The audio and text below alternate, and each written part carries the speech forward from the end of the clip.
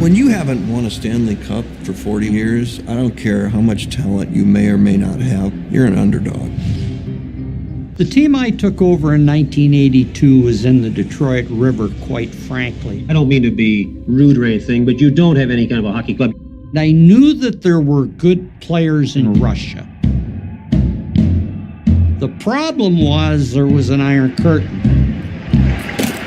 There's no book, you couldn't go anywhere and say, okay, how do you get a guy to defect? I knew one guy that spoke Russian. I get to Helsinki and I notice a guy, I'm convinced he was their KGB guy. Literally, we're making it up as we went along. I said, Sergey, this money's yours if you leave now. It was interesting for me. It was like a little bit exciting. My home phone rings, and it's some guy from the State Department. Do you know the whereabouts of Sergei Fedorov? To which I basically said, yes.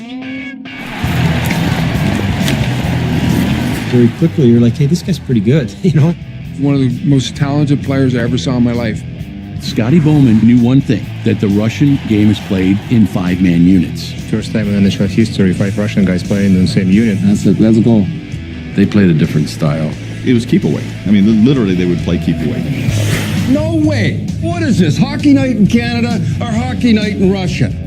Hasta la vista, baby. People questioned Scotty Bowman. They questioned if we could get it done. They're coming over. They're going to have to play the Canadian way. They're going to have to toughen up. It's way beyond hockey. American, Canadian, Swedish, Russian. They're all Red Wings! None of this matters unless we win.